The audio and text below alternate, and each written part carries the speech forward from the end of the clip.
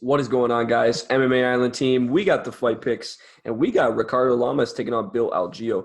Uh, man, Ricardo Lamas was supposed to take on Hall on this one, but Hall had to pull out of the fight due to injury, and we haven't seen Hall fight in forever. But Lamas gets his fill in, and it's Bill Algeo. A dude who is nicknamed Senor Perfecto, and I gotta say, I love the name. I will pass it on to Zach to start us off. Bill Algeo. Now, that name may be kind of familiar to some of you hardcore fans, as he was the guy who was probably on the other side of one of the more controversial contender series contract moments of all time, when he lost to Brendan Loughnane, and people were pissed that Loughnane did not get the UFC contract. And it's kind of ironic now that the guy he lost to is now fighting in the UFC. And that is Bill Algeo. But don't let that description let me think that I'm selling him short. I'm absolutely not. I am very impressed by Bill Algeo. First of all, he's very accomplished in Muay Thai. His striking is very, very good. And on the ground, he is a jiu-jitsu black belt. But who is also a jiu-jitsu black belt?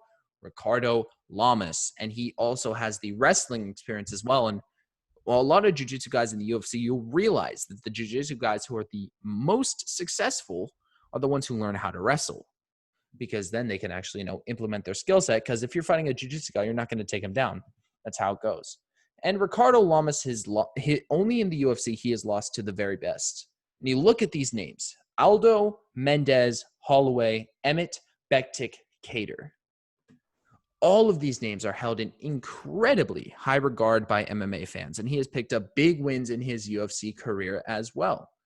And we're looking at the experience advantage, absolutely goes to Ricardo Lamas, 100%. And I think that he does also have a power advantage. I won't say that he has a striking advantage, but when it comes to just boxing exchanges, I will give it to Ricardo Lamas, because that's the one thing he's been good at his entire career, his dirty boxing game. Ricardo Lamas is up there with some of the best in the UFC when it comes to just pure dirty boxing. And he does have a semblance of power as well. Now, Bill Algeo, he is very, very talented, and I do see a path to victory for him. But he has fought really, really recently. And it's August 13th was his last fight. And it's not like it was a quick finish. No, he went to decision. And we haven't seen Ricardo Lamas in a while. And as much as I like to fade regional guys who haven't fought in a while, having someone who's coming off of a win and that was a decision, it wasn't a quick finish. I mean, I guess, yeah, they're in shape, but you have to wonder, especially with this huge step up in competition, because those steps up in competition that Bill Algeo has faced, he's lost to Jared Gordon, Shane Burgos, and Brendan Loughnane, lost to all of them. And I think if it goes to the ground, it will be Ricardo Lamas who gets it there. And I do value his jiu-jitsu over Algeo's. But I think the rangy striking game will go to Algeo. I will give him the kick advantage. But I think the punching advantage will go to Ricardo Lamas, and the experience advantage. I know a lot of people are picking Algeo just because they're impressed by what he does, but I'm going to go with Ricardo Lamas in this one, and I think it's going to take him to a decision, if not a late finish. Yeah, I'll have to agree with you. Man, getting your UFC debut, getting up against a guy like Ricardo Lamas, it's not an easy task, to say the least. And man, you mentioned how people are talking about Algeo's resume and how he has, how people are picking him for what they've seen out of him. Man, people got to look at who, as you mentioned, who Ricardo Lamas has lost to. People are talking about how people saying that Ricardo Lamas has a shot chin. Man, you get knocked out by Calvin Cater, Josh Emmett. Those are two of the highest power punchers in the division right now. So I don't put too much stock into that, albeit he hasn't been able to finish. He hasn't been able to beat so many people in recently. He's finished Darren Elkins, who people could argue is easily finished as of recently, and then Jason Knight, the same. Charles Oliveira, who is kind of a beast in the lightweight division currently. Number 6 and I think a lot of people hold him in high regard, and rightfully so. Man, Ricardo Lamas, man, just the veteran experience, I think, is going to play a huge role in this one.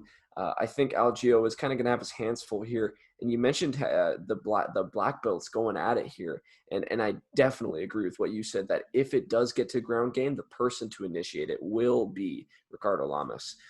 He doesn't have the greatest of takedown accuracy, but you guys have to remember he's been facing the toughest opponents for a long while consistently. Um, so I got to give the advantages to Lamas here. If you're heading into a fight with a veteran, you typically want to be better than them before you head into the fight in the ground department. And I think really, as you mentioned, the only era that Bill Algeo could be beating Ricardo Lamas currently is probably the striking game. So I value Ricardo Lamas being able to take this fight to decision, being able to implement the ground game, the clinch scenarios, just being able to get this fight where he wants, when he wants it, and taking advantage of something that you mentioned as well is how he fought, what, 2 weeks ago? That's insane, and I get it. It's kind of the time for those quick turnarounds. But when you go, I haven't seen the fight. It could have been some just like boring Yoel Romero, Israel Adesanya 2 type fight. Um, but still, man, going 2 weeks later and then taking an opportunity like this to not only get a fight in the UFC, but get a fight in the UFC against Ricardo Lamas. I just think that Ricardo Lamas is going to be able to take advantage of this kind of bad scenario, I will put it, for Bill Algeo. And I just think Ricardo Lamas is going to be able to, as I mentioned, take the fight where he wants it, initiate the clinch scenarios, initiate the takedown games, and be first in striking. Man, one thing people don't mention enough about Ricardo Lamas is his striking defense, his striking accuracy, his not so much his volume, but he's a technical striker. I'm excited for this fight, man. I really am. I think one thing people got to take into play is the height advantage for Algeo. I think that's another reason that I not only give him the range advantage, but the striking advantage as well. I just think when you have that advantage in striking, when you're facing a veteran, veterans know how to get ways around that. So, and I think that's definitely going to be the case with Ricardo Lamas here. I just think that he's going to be able to do whatever he wants here. So, really, really excited for this one, as I mentioned. But we're both going with Ricardo Lamas in here, the veteran. We want to know who you guys got, so make sure you guys are dropping your comments and letting us know who you got in this one. If you guys got Bill Algeo, hey man, we can't fault you for that one, because Bill Algeo has had a great resume as of recently. So make sure you guys let us know what you think, and make sure you guys are also checking out the other Fight Pick videos.